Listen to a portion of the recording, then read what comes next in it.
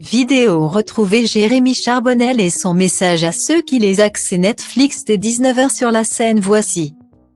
Jérémy Charbonnel partage avec le public de la scène Voici un extrait de son spectacle. Nouveau stand-up, tout en authenticité et en rire.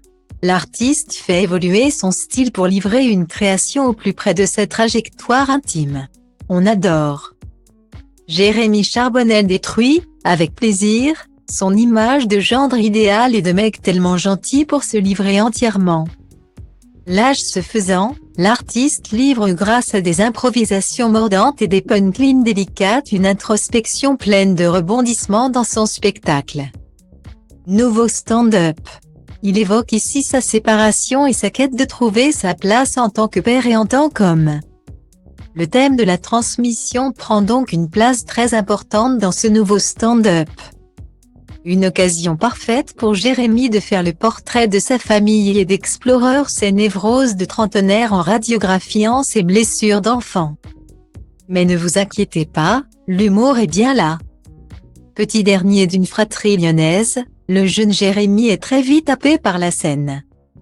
Mais ce n'est qu'en 2007, après avoir intégré une école de commerce qu'il part vivre à Paris pour assouvir sa passion artistique. Il rentre au studio Pygmalion puis au laboratoire de l'acteur.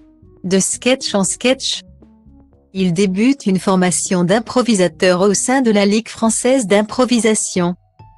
De 2011 à 2013, il se produit avec son premier spectacle, L'homme idéal ou juste un gros connard, en septembre 2015. Il revient avec un deuxième one-man show, L'homme moderne. Puis suit en juillet 2016. Un nouveau spectacle Fils de, qu'il joue au point-virgule, ainsi que spectacle sans gluten. Quatrième bébé, dont les dernières dates étaient en décembre 2022. Au même moment que la scène, l'artiste fait en 2011 ses premiers pas en tant qu'acteur dans Les Combattants de l'ombre. Téléfilm diffusé sur Arte.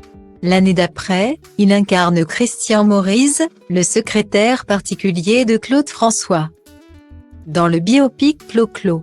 En 2013, il est aux côtés de Laurent Gérard dans le téléfilm L'escalier de fer sur France 3. Toujours dans cet élan, il joue dans une adaptation d'un roman de Georges Simenon. La mort d'Auguste, aux côtés de Jean-Pierre Daroussin, en 2015. La même année, Jérémy Charbonnel rejoint l'équipe de chroniqueurs de Stéphane Bern dans l'émission Comment ça va bien. Et en septembre 2017. Laurent Ruquier lui propose une chronique dans la nouvelle formule Les enfants de la télé. Sur France 2, un artiste multicasquette à découvrir sans plus tarder. Le spectacle de Jérémy Charbonnel, nouveau stand-up, est en tournée dans toute la France. Courez-y.